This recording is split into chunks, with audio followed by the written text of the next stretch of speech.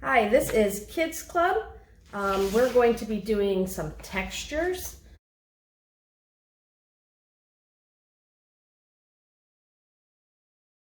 And this month, in your packets, you're going to take out the directions first.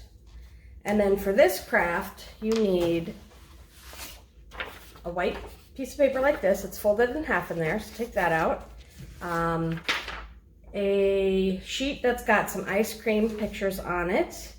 There should be one red pom-pom down in there. And then if you want, you can take out your little bag of texture pieces. You don't have to do this part, and you probably won't need them for this part, but just in case, you can take this out and use too if you want.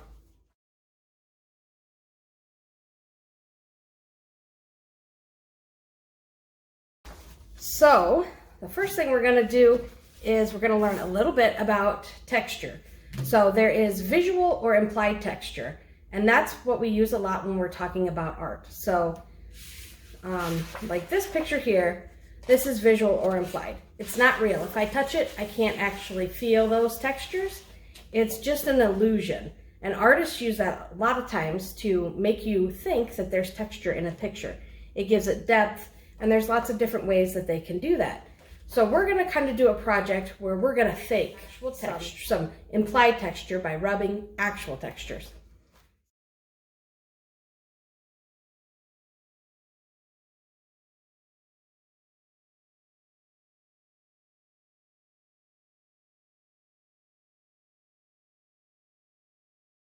So this is kind of the fun part. I want you to take this sheet here and think of some different textures that you could use.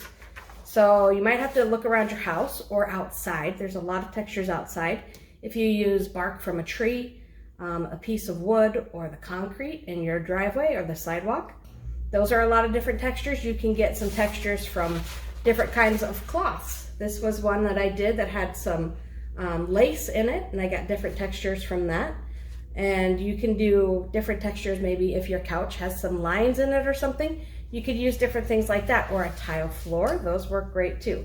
So I have a few examples here. I had this piece laying around the studio, so I'm going to use this. And then I had a piece of cardboard. So look in the garbage too, or in your recycle. There's a lot of things you can use from there. And I just pulled off the top part of the cardboard, so I kind of got the bumpy part in the middle. And the other thing you're going to need is some crayons. And you're going to want to take the paper off your crayon so that you can use the side of a crayon like these.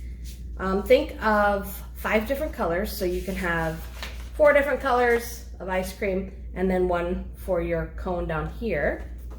And I already did one. What you're going to do, you take your picture and you put it right over the texture, and then you take the side of your crayon and you just rub the side of your crayon over the texture until you get something that looks like this. So on this one, maybe I'll do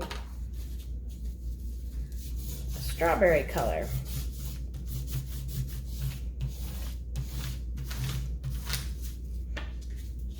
And you can see I get something with some lines in it like this. And so go ahead and do all of your ice cream, and then you can even add other pieces to them too. Like I made this one kind of a mint chocolate chip. If you want to draw in some other textures, you can do that too. So go ahead and do that part, pause the video, and then come back. After you have done all of your ice cream pieces, you're going to cut them out, and then we're going to take the big sheet of white paper, and you're going to just line them up, kind of decide what order you want your ice cream to go in. You'll have 4 of them, and then use a glue stick and go ahead and glue those down on top of each other. And then when you get to the very top, you're going to want to put the little pom-pom on the top for a cherry. That's optional. You don't have to do that part. Use some Elmer's glue to put that on there. You could even use your brown or a black crayon to draw some chocolate sauce on there. Whatever you want. Go ahead and add different things. Maybe your ice cream's dripping. Just be creative with that one.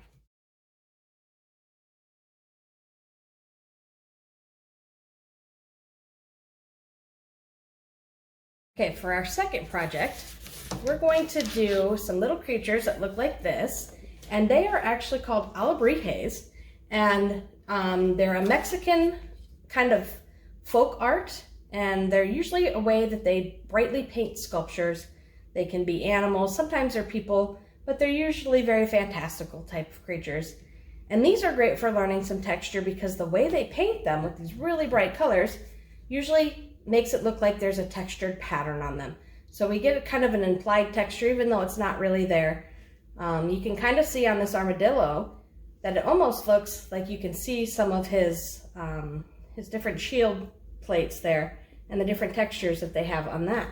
And this octopus has lots of dots all over him, so he kind of looks like he could be underwater. And what we're gonna do is we're gonna draw a creature. It can be a real creature or it can be a fantastical creature, whichever one you want. I did a turtle. You don't have to do anything that is perfectly looks like a turtle. So my turtle, I simplified.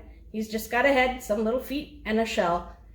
So it doesn't have to be a perfect animal. If you want to look up an animal online and kind of draw from that, then that's okay, or just use your imagination.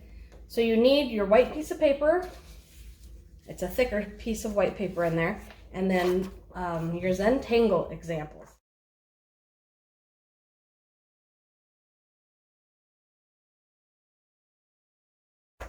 So Zentangling is just a way of adding different patterns on things, and you might have seen these as coloring sheets where you just have a space and you fill it in with different types of patterns.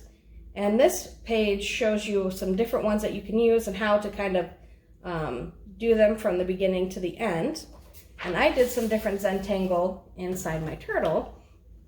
So I kind of made it look like he had a little bit of texture in his shell. So the first thing you're gonna do is draw your animal, use a pencil, and maybe have a good eraser. I'm gonna do a turtle again. So anything like that. And then the next thing you're gonna do is kind of divide it up into some different areas so that you can put your Zentangle in those areas.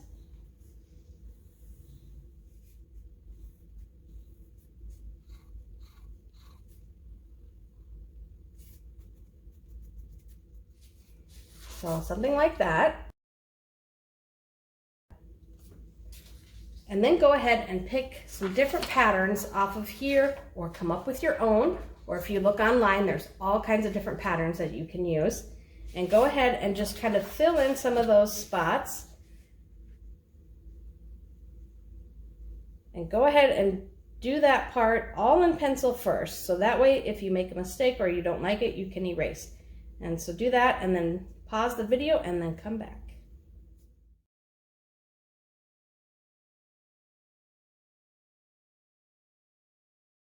Okay, so after you have all your spots filled out, use a black marker. It doesn't have to be a Sharpie, but if you have like a Crayola marker, you can use that. Sharpie just has a nice fine point on it. Go ahead and trace all the outlines on your turtle. I'm just going to do a little bit on mine here so you can kind of get the idea. And then trace all those spaces that you made. I was going to do a spot that had some polka dots on here. And then I'm going to fill in a lot of it with the black. And mostly on the inside of my turtle, I was going to do all black, but if you want to put a color in there, that's fine. Go ahead and do that. So go ahead and take your markers and fill in the middle of your turtle. And then after you're all done with that part, the last part is to take some markers. It can be any colors. I kind of liked the red, orange, yellow, something that's kind of close to each other on the color wheel. Looks nice. And just do a little outline around it to give it some color. If you put color on the inside, you don't have to do this part. This part is just optional. But most alebrijes are pretty vibrant in color. So I wanted to really show the texture and still give it some color. So have fun with this one.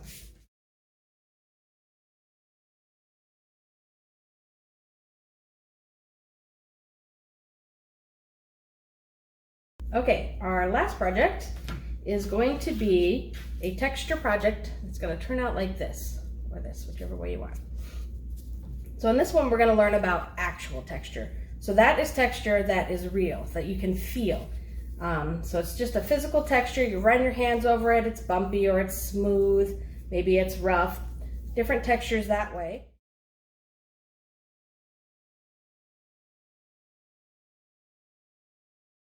And what we're gonna do, you need to take out the black piece of foam board. There are 3 pieces of tinfoil.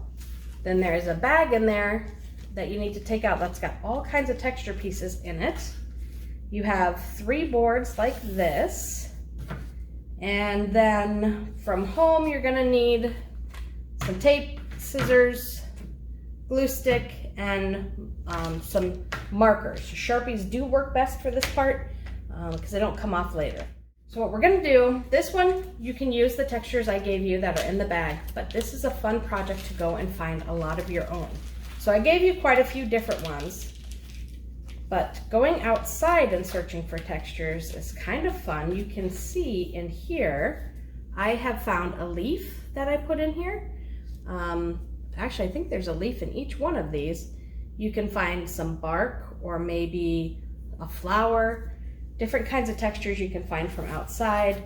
And then you can use other textures from home too, maybe some cardboard or different kinds of cloth that you have. But I gave you a lot of different pieces in here, all kinds of different textures. And you're gonna do 3 of these, so we can kind of make a little collage of all 3. But you have pieces of different kinds of texture like this. This one's mostly squares. There's some burlap pieces in there. There's all kinds of sequins in here, lots of different shapes. There is some ribbon and some rope pieces. There's some different kinds of, this is actually ribbon too, some beads and some gems. So lots of different stuff that you can work with. So the first thing is you're gonna kind of lay out the different textures on here. Before you do any gluing, go ahead and lay it out first. You might have to cut some different things. If it's too much, go ahead and cut them to fit on there. You don't want them to hang over or they'll poke out of the tin foil.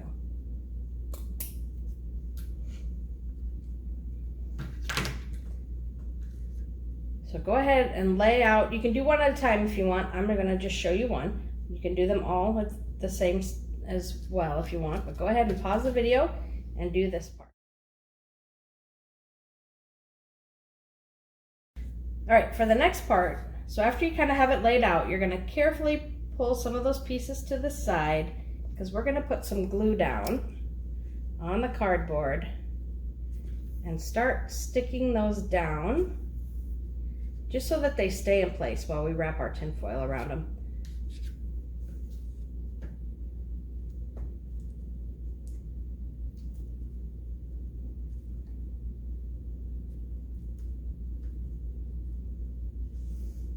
If you have to use some Elmer's glue for this part, you can. Some of this thicker stuff doesn't want to stay with this glue. And some of them actually already have sticky back on them.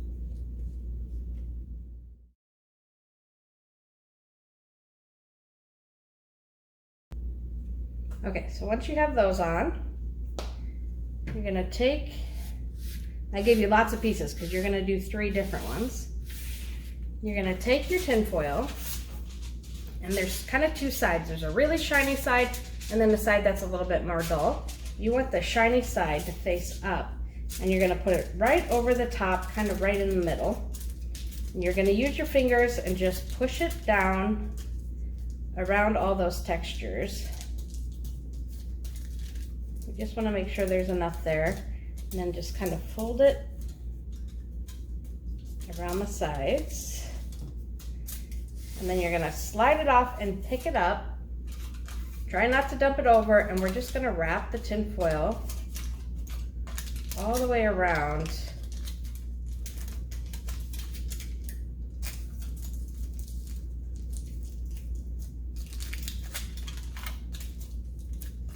This is going to help hold all of our textures down. So then on the back, just kind of smooth that out. It's usually a good idea to take a piece of tape, maybe Scotch tape or masking tape, it doesn't matter, and just put a piece of tape over it. So now in your bags, you also have 3 Q-tips, and you're going to take your Q-tip and you're just going to push the texture on the tinfoil. You're going to kind of rub over it so that that texture really starts to come out. Kind of push down into those little holes. You want to be kind of careful not to tear the tinfoil. You should be able to start to see some of those textures pop out.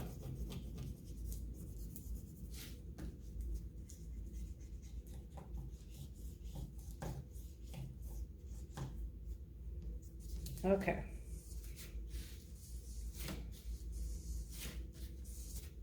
There we go. So you get something like that, and you can start to see all of those.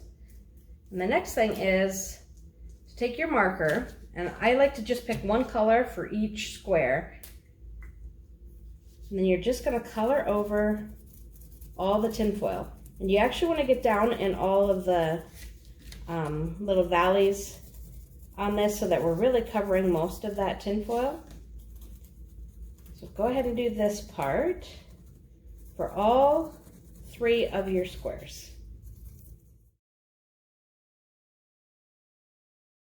So after you have the whole thing covered with your Sharpie like this, you can leave it like this if you want, but we can't really see the textures that you put in there quite as nice. And you can color the sides too. I didn't really do that on this one, but it does look nice if you color the sides too. But the next thing you're gonna do, in your little bag, you have a sponge. So you have a little piece of sponge. And what you're gonna do is you're gonna lightly go over the top of the texture. And what we're doing is we're just gonna kind of rub off some of that marker. So it's really gonna hit the high points. And it's gonna show us those textures even more.